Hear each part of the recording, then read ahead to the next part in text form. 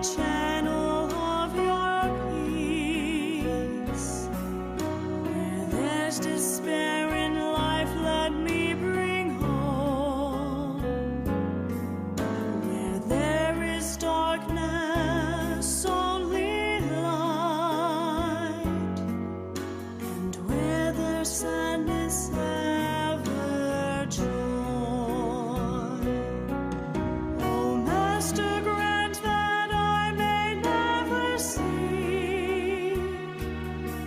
so much to be consoled as to console, to be understood as to understand,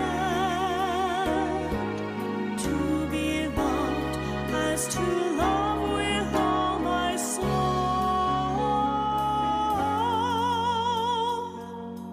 Make me a channel of your peace. It is in pardoning that we are pardoned, in giving of ourselves that we receive, and in dying that we're born to eternal life.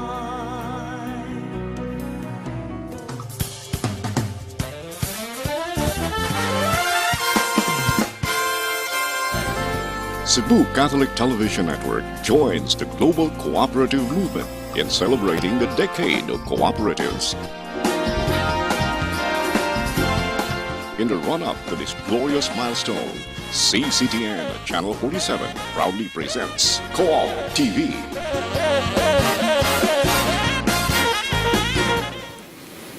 Hi and hello from Cebu City in Central Philippines, and welcome to COOP TV.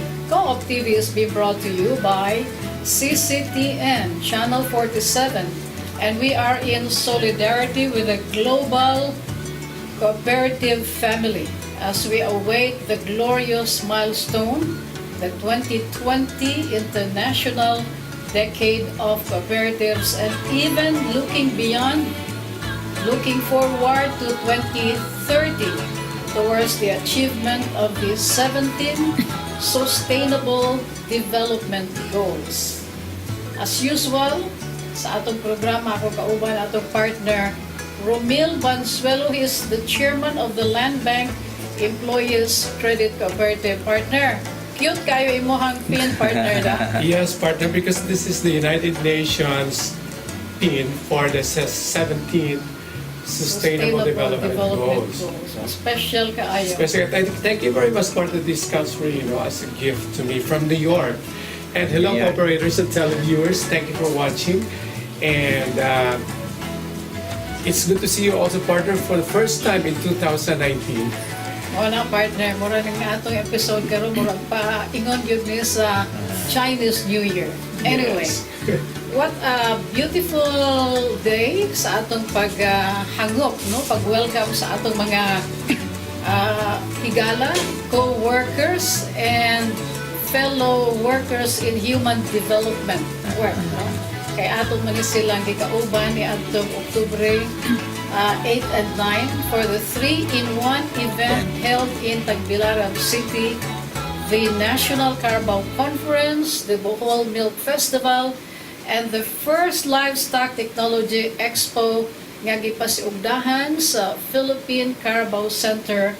Welcome back to COOP TV, Dr. Carol Salces. He is the Deputy Executive Director of PCC. Sir, it's good to see you. Hi, good morning Mama Lu, no? Good morning Romel, no? At saka sa ating audience, good morning.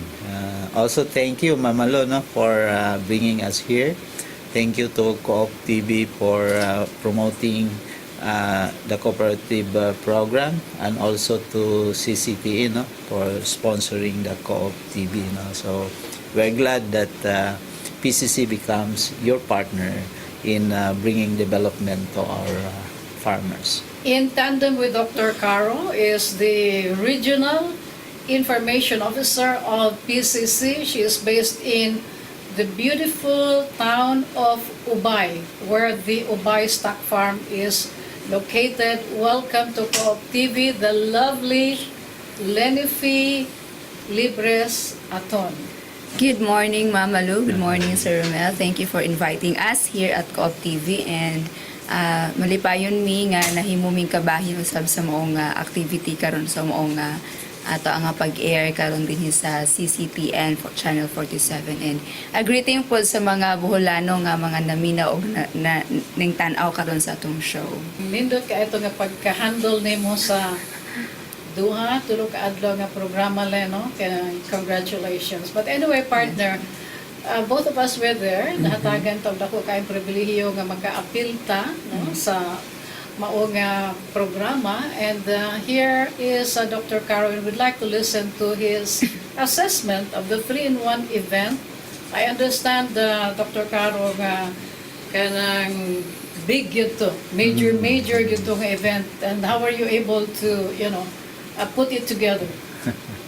Yeah, of course, pasalamat mi sa imo, ma'am, no, because you are a great part, no, for the success of that activity, no, especially in the documentation process and your advices on how to do with it, no. So I think the overall assessment is successful, no, very successful an event na in terms of the objectives of that activity. We made it, no, especially in terms of the number of participants. No, we get something like 1,000 Yes. participants from all over the country.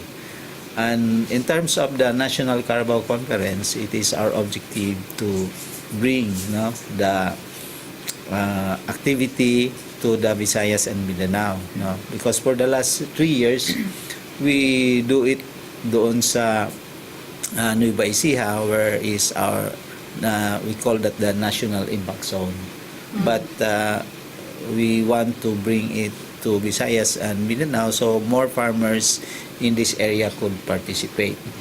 And we are glad that we have more participants from Mindanao, from Iloilo, from Negros, from Leyte, and mostly from Bohol, where in this area, in Visayas and Mindanao, Bohol is considered major milk producing area in the province or in the country. And there were also sizable delegation from Luzon, sir. Yes, from other centers in Luzon, and we bring the farmers who are advanced, no, because sabi natin ang Nueva Ecija is our national impact zone. So these farmers from Nueva Ecija came to share, no, to share their experiences in dairy farming to our farmers in the region. During that gathering, partner, the governor made a declaration making Bohol as the Carabao capital of the Philippines. National Dairy Capital. National Dairy Capital of the Philippines. Is there a criteria or number of heads that Bohol should maintain at any given time para mahimo siyang capital, a dairy capital of the country? Because of course that will be a big consideration, right? To be a capital of livestock, you should have the number. No? Just like in what country is it? Sa Europe. The population of their pigs are more than the population of the people. Kada yun anak pagyapon sa to sa Bohol? Actually, it's just more of putting emphasis, no, that the leadership are willing to pursue dairy development, and also the support of our secretary and national leadership, no, to promote dairy, no. So by putting emphasis of wanting it to be the dairy capital of the country, it's just again a show of emphasis. But with that, I think supports are coming, no? Supports are coming, that dairy development will happen. No? So if it really happens, so we don't know because maybe some provinces are also willing to be the Kinsa man dairy di ay capital. ang kanang close nga competition sa Bohol ano sir? I think there will be more competition no, in terms of being the dairy capital. But in terms of as of today, the resources and the interests of the local leadership and national leadership, we found it in Bohol. Unsay nakalahi no sa ato ang event atong October lang compared to the previous? Yes, ma'am. Katong gina-mention ni Sir Caro kanina, no, nga it was a 3 event. Nagsagol ang local event, then na ay national event, and a first-timer nga event such as the Livestock Technology Expo. Siguro what makes it interesting and more challenging for our part because there are a lot of agencies nga nag-converge just to make that event successful. So, dili to siya mabuhat with PCC alone or with the local government alone, but with other agencies also who are extending their, daghan nga suporta gyud ang gihatag po nila sa mga events. So it helps us nga ma-encourage ang mga tao to put their trust to the government because nakita nila that there is unity among the government agencies working to make it successful. I like the idea nga kanang you were able also to mobilize the local government unit support, Dr. Caro. No? In fact, si Governor Edgar Chato was really inspired no? to give his remarks on opening day. O ang tanan yun ng mga LGU officials really, practically rolled out the red carpet to welcome everybody. Yes, ma'am. Also, pasalamat mi sa probinsya sa Bohol sa leadership ni Governor Chato at saka sa ating provincial vet si Dr. Bing Lapes because they are our strong partner in bringing developments in terms of carabao and dairy production in the province. All these assessments nga gihatagan nimo og high marks ang organization and everything, but aron nimo sir unsa gyud pinaka nindot nga pwede nato nga we're able to bring that lesson, realization sa atong mga sorties sa PCC in other parts of the country. What would that be? So, I think the objective of the conference is really to bring interest from all sectors, the farmers. I think we are successful on that because many farmers participated and we have guests from the National Impact Zone that they share their success stories with the farmers in the local areas. They were able to visit the dairy operations in Ubay. That is on day 3 na, no? That is on day 3. And some also come on the day 1. No? And also to interest and to inspire support from leadership. No? As you said, that the local leadership, the governor, the congressmen, the mayors are ready to support, are interested to support and are already supporting the program, and that is very important. And also the national leadership, as we found the secretary in his absence, we have the undersecretary Asik Garson, but in the past our secretary is already pronouncing the support of the dairy program in the province of Bohol. And our very own Senator Villar, which is the chairman, the committee in agriculture, food and agriculture. And I was inspired when I attended the Senate hearing on the agriculture budget, when Senator Villar pronounced that if she's given the opportunity to program the budget of agriculture, he will give this to dairy, to the dairy program now, because she said that when she visited Bohol, she was able to speak, or to discuss with these 3 dairy farmer that are ladies, mga mama. mga mama, ano. And he said that this the sharing that every day she earned about 200 pesos per animal, and she's milking 3 animals, so she earned about 600 pesos per day, or roughly 18,000 a month. And with this income, it is sufficient to be able to bring her students to school and the daily needs in the family. I think the sharing of that farmer, that lady farmer, where she were able to send her 3 daughters, 3 or 4 daughters, 4 daughters to school. So that encouraged her to support the I think, program. Dr. Caro, it is also good nga we have a senator like Senator Cynthia Villar, who is both a mother and a legislator at the same time. Nga nakita niya on the ground, kining the ground. ang mga nanghitabo sa kanang kinabuhi sa mga mag-uuma nato sa countryside, because og dili ni niya magud makita, and everything becomes technical, kanang na ang magsigilan ta og istorya, but here she is nga nagpakita gud siya og kanang na ang grabe nga interest on how people are doing about their dairy industry, bisan sa level lang sa household, pero grabe nagyug kaayo partner ang impact nga kanang naa kay tulo ka kabo imuhang i-milk kunya, imuhang dadon sa ubay stock farm, and then i-process, i-market, i-distribute.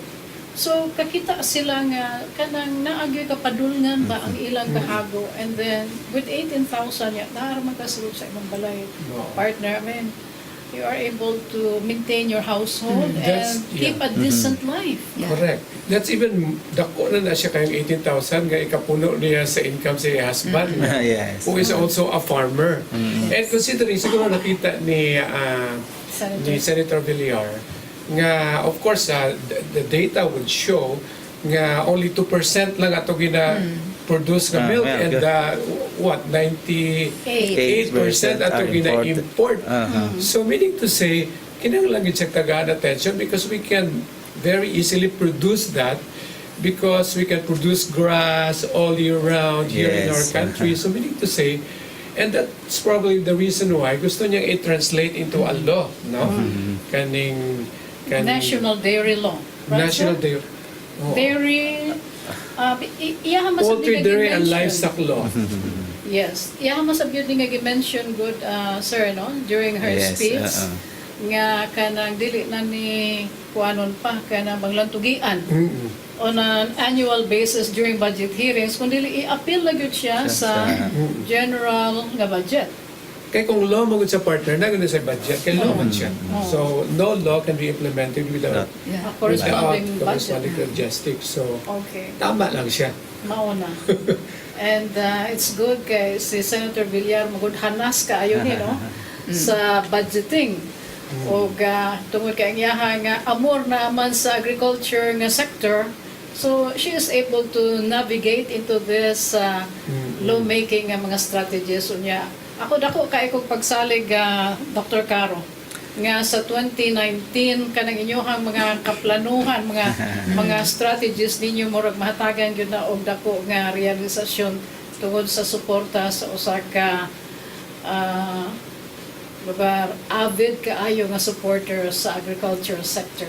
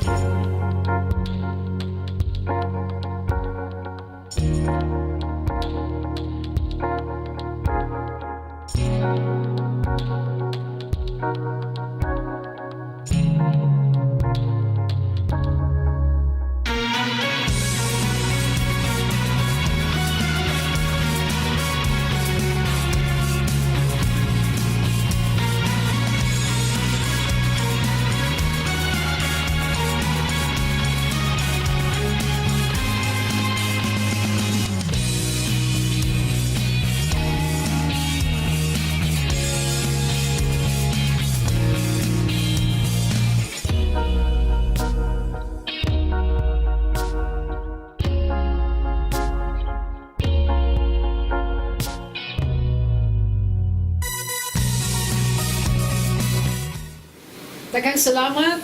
You're with us on Co-op TV. On this episode, we're doing assessment of the 3-in-1 event held in Tagbilaran City, Bohol. And we are so privileged kita diri sa Co-op TV nga nakaambit in town sa mabungahon kaayong gathering courtesy of the Department of Agriculture and all the attached agencies of the DA, notably ang Philippine Carabao Center. Partner, unsa may mohang assessment ato, partner? Unsa may take away nimo ato? One of the takeaways na ko ato, partner, is that ang ilang gibuhat sa PCC, they use several partners and models. Dagan sila kayong model just to be able to implement the program. So, nakita natin dito na cooperative as one of the models. And then ay mga social entrepreneurs, nga corporation siya nga type, pero may social side ba, And yan nakita and mostly of course katong dili sila ma-appeal sa usa ka institusyon, they do it individually. And pwede naman sa gihapon, you can do it individually because naaran man siya consolidator, which is the PCC ang ubay na itong center nga mag-consolidate lang sa milk. So dito na ko nakita, partner, take away na ko is the government is almost spoon feeding sa atong mga farmers. Kadaghan na di mo paagtuan. Pwede ka sa co-op na financing. Pwede ka mag-do it on your own. Basta na kay, total, gitagaan na mag-training and technology. Or pwede ka maghimo ka galingon ng corporation. So there is really money there kung gusto rin ka mo angat sa imo ang panginabuhi through that kind of livelihood. Agriculture really is para nako mao ng DNA na to sa Pilipinas. And so mao na siya dapat ang tagaan nato pagtaga tutukan maayo para di ta magutman. Dito si import kay naram na diri nato and we can produce it 365 days a year. But of all the business models, partner, partial yung kaayo, bias kaayo sa Senator Villar Co-op good. sa co-op model. Co-op model. Kay, na may legal framework ko Yes. Dr. Caro, so matutukan sa gobyerno ang pananglitan support nga gihatag ngadto sa mga kooperatiba. Correct. Pero I think it was good nga iyahang nga gi-announce nga wa biya gyud ni siya interest ang gi-charge diha sa co-op kung manggani inyohan nga mo avail mo sa mga loans sa DBP o sa Land Bank of the Philippines ang admin fee ra na so mo nag-iingon ni partner nga unsa pa may inyong pangayoon nga mo nagihungit na gyud ninyo ang tanan ang technology gihatag sa PCC. Okay. Dr. Caro, I'd like to go into the katong mga unod ba sa atong plenary sa mga sa nilutaw nga mga concerns sa atong mga participants, and one of them was raised by Dr. Arnel Del Barrio. Ningon siya ni kina-amaze mo si Dr. Del Barrio nga ang Lama partner has now grown into a huge nga co-op, So, nana ni mga 70,000 ka mga miyembro and It's a growing, billionaire co-op. and 1.7 billion in assets. So, ang PCC has been, I think, sakto ba ni Dr. Caro nga, namoy oversight ba o inyo hapon di nga gi-nurture, matagda lang, ang mga co-ops nga mga 300 ka buo and only like mga 3,000 ang mga miyembro. So, mo ito yung gipangutana si Ellen. Are we going to create, o mutabag ba ang PCC pag-create of more co-ops, or are we just going to increase the membership? So, ang iyahang take ni Ellen ato is that to just recruit more members and allow these co-ops to grow big and perhaps come up with murag lead nga co-op pa nga maoy mo mangulo sa mga kalihukan sa co-op. Ang take ni mo sir? So, Yeah, I think in many countries, the cooperative are being strengthened.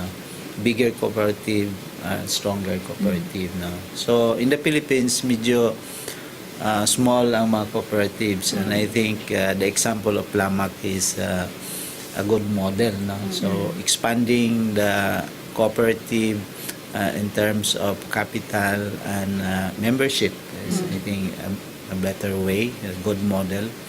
But we also encourage, no, in new areas, as we go to new areas where there is no existing cooperative, then we can start some cooperative. But if they could, I think the easiest way is to be member of this existing cooperative, and Lamak is one.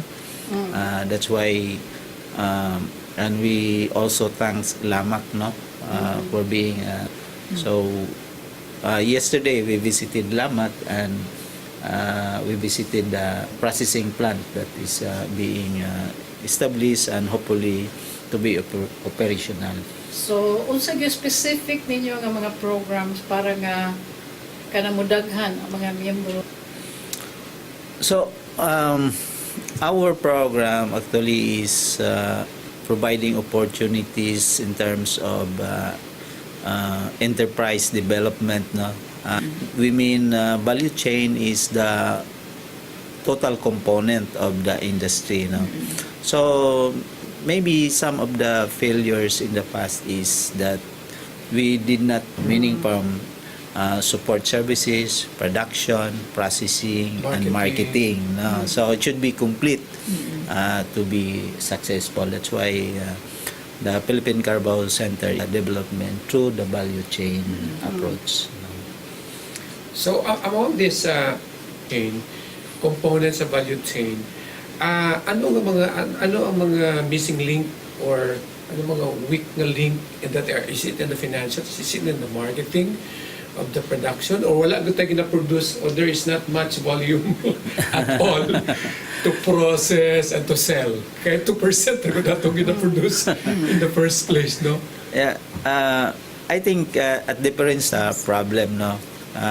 Before, our problem is marketing, so that's why we start developing the market, The no, box, because the dairy box. the no? dairy box, because even if it is no market, it will not grow. Yes. No. Kinailangan sustainable. But now, so when we started the development of the market, and now the market is available, then our problem now is the supply. So I think it's a continuous process. When you develop the market, then the supply will be a problem, services.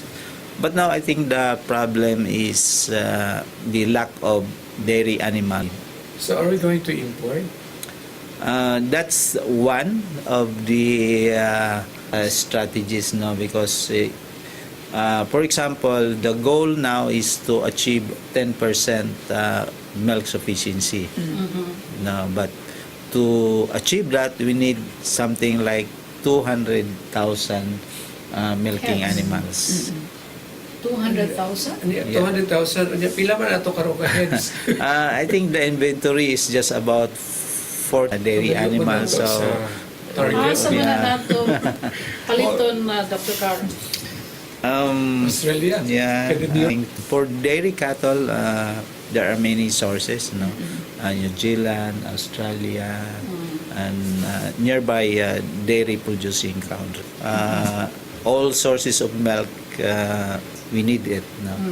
But for us, the Philippine Carabao Center, we are focused on developing the Carabao, no, as a source, actually as a source of income, no, for enterprise development. And dairy is one, but dairy buffaloes could be used for their purposes, no. But dairy is just one of the potential income that we can derive from the Carabao, no. So having yun, local population, I think we can start from there, no? Although we need to import some animals from other countries to infuse better quality, better genetics, but we can use them to improve animals, no? We call that the genetic improvement program, where we use semen from high producing animals, which we import from either Italy, Brazil, and other countries that have program in buffaloes. No, then we use that by crossbreeding our native With a animals. native No. animals. So it's a long process, but I think it's the doable process. In agriculture, the livestock sector contributes about 30% or about 33% of the gross domestic product in agriculture. But our budget, the livestock budget, is only about 4% of the DA budget. So bringing in 10 billion annually, and if it's additional budget, it will be good, no? Because it's very difficult that we increase the livestock budget other agencies, so there's not much to move, meaning the pie is small, so we have to, so that we could have bigger share. And I think that move to legislate fund for livestock mounting to 10 billion, I think it will increase maybe five-folds the existing budget, and that will coincide with the when livestock contributes about 30% of the growth. According to our good senator, that we should have commensurate fund for it. The reason a lot of participants, a lot of players are doing their share industry, no? Commercial farms. So perhaps the very reason why lang kinatag sa inyo, you give it to Magnol, San Miguel Corporation. San Miguel Corporation is doing their share in producing anyway. No? So even without the budget of the DA, they will produce because that's what we need. Poultry and livestock, no? And meat is very important. Bona, kung you remain to be, kung 10 billion ang budget sa DA and you get a 4% in the share, so you got 400 million. Is that big enough, 400 million, to run the livestock industry? It said that our budget is that amount as of the moment, no. But 10 billion is, I said, about that will be nga inyo agad ang 10 billion. no, not only for Carabator, no, 10 because billion. the budget of the livestock sector in DA is about 1.5 to 2 billion out of the 50 billion budget. So it's just 4%. No. So in terms of, it's right that the private are contributing much now in the livestock program, but for dairy, the private sector has not yet fully participated, no, because so private sector will not participate much. But if we increase our investment in dairy, then I think the private sector will come. There's a new development now is the RA 11037. It is actually a milk feeding program. No? Each part of program entitled Masustansyang pagkain para sa batang Pilipino. yes, so it's a meal and milk. No? But Is that under your agency or together with DepEd? so many agencies are involved, no?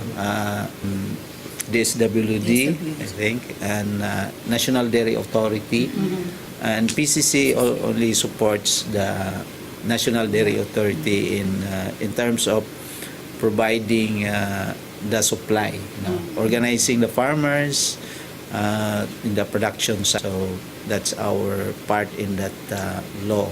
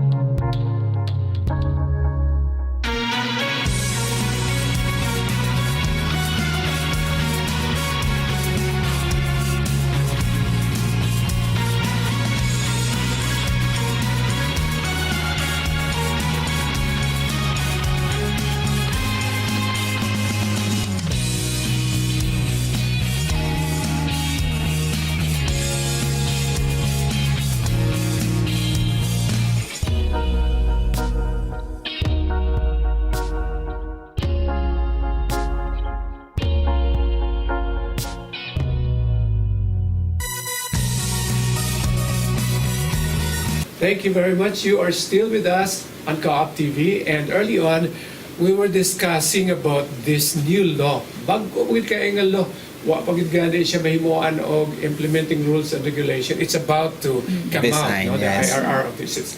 It's about to be signed. But considering that this is already a law, na ano gini paglaom ang atong mga kabataan, no? Kaya ingon pa ni Catriona Gray, Gotcha. kinahanglan we could see the smile on the face, Miss University. This is RA 11037. Take note, there's WD, Department of Education, and of course, there is one of the partners of this. Department of Health. Department of Health, Yes. because sila may ma-produce sa milk nga i-feeding. No? This is not a bill anymore. This is already a law. So there's a corresponding budget. And can you tell us, Ma'am Len, just a little bit of what this law is all about and how is this going to be implemented?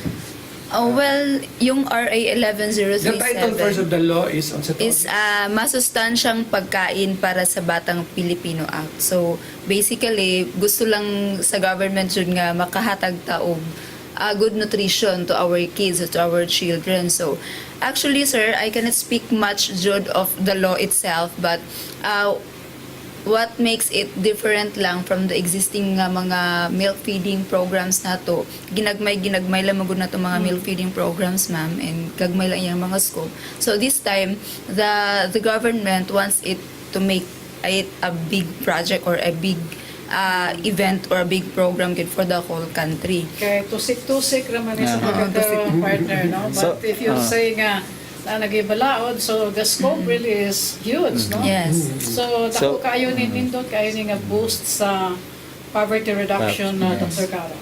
Now, so to give emphasis lang on the law, no, the milk feeding program in the past is just tusik-tusik, no, who is interested to implement, then they will implement. Now it becomes a law, so it will be a component of feeding with meal and with milk. So milk is an addition, no, because there's already a program on meal feeding in schools, no. So this will cover the preschool 3 to 6 years in all these. This is managed under this WD. And for the Department of Education, all malnourished children. No? But the estimated numbers is about 3 million.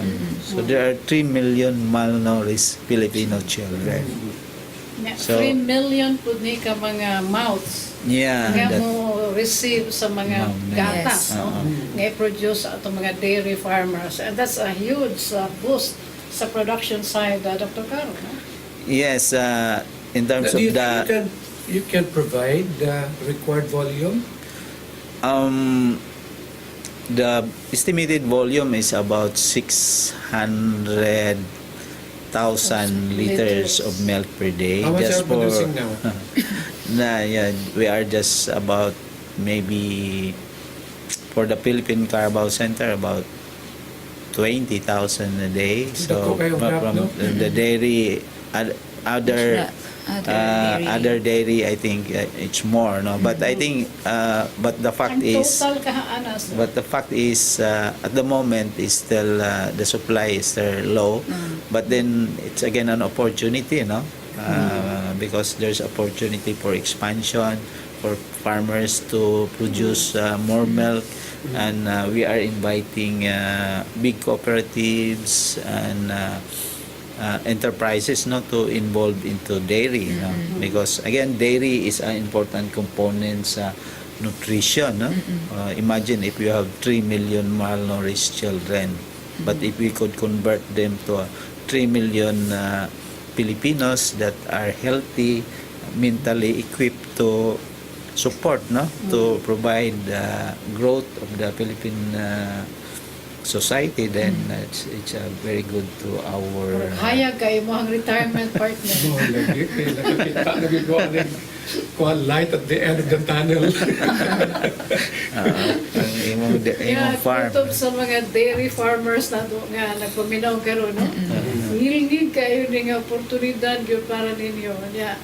I am sure nga daghan sa atong mga cooperators partner are looking at this Yeah. very big and nindot sa biyo kayo ng oportunidad partner. Okay, kaya makatabang punta no sa Because partner, ang problema man nato sa Pilipinas mo, but people are going to the urban centers like Cebu and Manila to look for a greener pasture when the greener pasture is actually in the provinces. In the backyard. In the backyard. Kunya, nagadto na sa Manila kaya wala may opportunity dito sa ila sa probinsya. Wa sila kakita. Nga naara day sa Ubay, naara day sa Department of Agriculture and greener pasture that they don't really have to go to. ang buhato na to ani partner no is we make our friends from PCC to visit us on a regular basis kaya haron nga ma-updated no ang atong audiences labi na gyud sa agri side sa mga manindot kay nga mga balita from the Philippine Carabao Center from the Department of Agriculture. Ari ko, Dr. Caro, sa kining participation sa mga estudyante sa Day 2. Sa ato ang 3-in-1 event because there were a lot of students there, mga high school man tingali ito, no? Nga kanang encourage sila kayo and they were really very interested. Makita nato nga naminaw sa diskurso ni sa ato ang bisita nga senator. And then I think they were also interested sa mga presentation nga were conducted during the livestock exposition. Because as we all know, Dr. Caro, dili naman ko attractive, no? Nga option ever since ang agriculture for young people, especially good partners sa mga millennials who are, exposed to technology and gadgets. So, kato nakita na mo, Dr. Caro, when we were inspired, no? We were gladdened nga na ay mga batanon nga nakatagan o oportunidad to listen to all these learnings. But, kung sa kay tanaw ninyo, no? What would be a suitable program?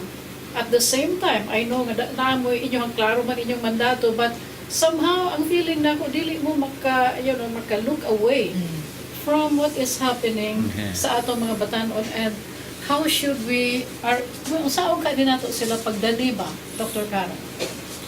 So, it's a true challenge, no? Because the average age of the farmers are, I think, about 57 ang average age, and we must encourage the young to go into agriculture. I think the difference now is farming is now an option. No? Before, because sometimes we go to farming because we don't have option. No? Mga mag-uma na lang ko kay wa man ko ka eskwela. But now there are a lot of opportunities. Now we have free education. So now, if you want to go to farming, it is your option. No? So what we should do is making agriculture scientific, mechanized, and technology-based. So that young students will be encouraged to go to agriculture because it is not manual work anymore. It uses technology and science. You can mechanize it. So I think mechanization is a good program to entice our young people to go into farming and agriculture. I think Len contribute much because she belong to the millennials. Yeah, on behalf of the millennials siguro nga generation, ma'am. Tama to siya nga kung ang mga millennial people karon is into technology, why not apply the technology in agriculture so that these young people will be enticed also to enroll.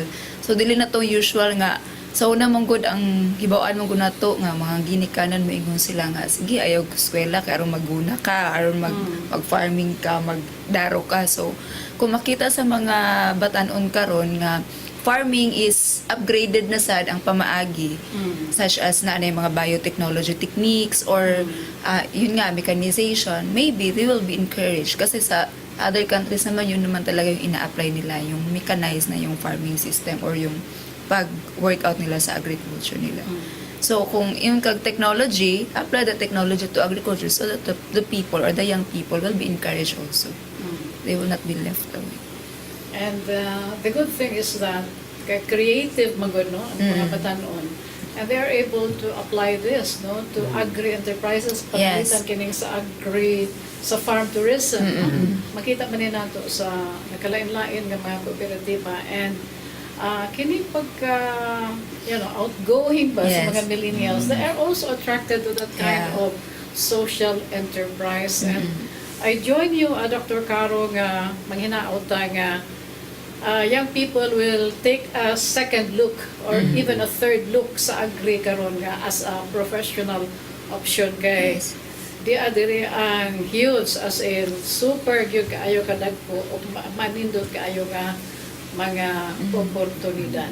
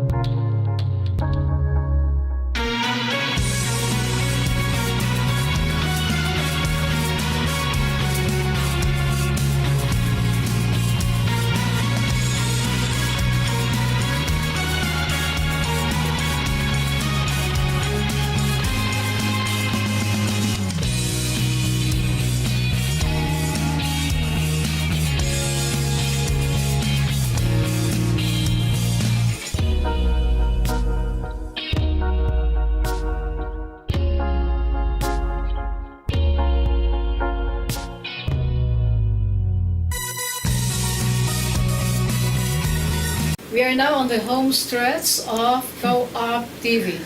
And we are having a conversation. Mga napo na lang ni kaminuto sa Agnahibilin. Sa amo ang chika-chika. Uban ni Dr. Caro B. Salces is the Deputy Executive Director of BCC. And in tandem with Dr. Caro is Len Libres Aton. Ang PIO nila mga igala sa PCC. The regional office is based in Ubay, Bohol. So, Dr. Caro, unsay mga kanang na ang anticipate na nga mga exciting kaha nga mga programa sa PCC in the current year? So for this year, I think we are focused more on improving production because we anticipate the need for more milk. So by I think March, we will have to call for our strategic planning. So that's for our own planning program. But for our national activities now, our coming activity is the anniversary activities in March 27. So we'll have our Farmers Day. We'll be inviting farmers from different parts of the country. And, Where's the venue? This time will be in our national headquarters in Nueva Ecija. So we'll be Wala inviting. para ba may kakitaan ng inyong headquarters? Yeah, we are inviting you, Co-op TV, for that event. Dili kayo March Diyos, no? Magkahatag magpa-invita. March But anyway, 27. that will be In March 27. Kung sa theme, ano, sir? I think we are still finalizing the activity, but some of the already identified activity is the Farmers Field Day. Then we'll have a forum, a value chain forum. We'll be inviting the various players in the industry. No? So So, how many days na siya ng celebration, sir? it runs for about a week. But the major activity is just about 2 to 3 days, where participants from other agencies and most of the employees of the PCC from different regions will come to the national headquarters. Because the rest of the week will be spent mostly on exposure. Okay, importante mo na sa farmers resort. Nalipay man ko atong engagement dito, partner, because I really haven't had the, kanang close yung engagement sa agri-sector. Nindot kayo to, katong mga sharing sa mga best practices. I think, katog yun, Dr. Caro, naka-inspire yun to sa uban ng mga delegado, no? Nga, butang talaga, mga sugilanon, mga narrative happening in the countryside, but tungod kay wala magud madungog, no? And nobody's telling it. No, it is a beautiful story. And for you to bring that, no, to the public through a platform sama sa inyong gihimo dito sa Tagbilaran City, I think that's really very commendable. And I'm not anymore surprised, no, nga nadasig, no, si Senator Villar to replicate what you were doing. And paminaw na ko, Dr. Caro, excited kayo mo, pero murasad mong bikuyawan sa challenges. Kaya ka mo ingon nga, pila to ka gatusan, ka libo, ka litro of milk a day to respond to that new law. Ako, mura ko, paminaw na ko, mura ko, kaputasan, tingali na, mayo man ninyo nga pag-mobilize, ang inyong linkage ba? I think that was well done. Ito yun sa Tagbilaran City. So, magamit ko ito ninyo nga template, Dr. Caro. Yes, I think we'll inform the public that the next National Carabao Conference is planned to be done in Bukidnon, no? In Central Mindanao State University. This will be hosted by our center. Ako, I'm very privileged enough to be part of this agency also, in PCC, because we are working closely with clients. Lain-lain nga mga clients ang mong kikahinabi. We have the farmers, the cooperatives, we have the marketers, and we also have mga suppliers, something like that.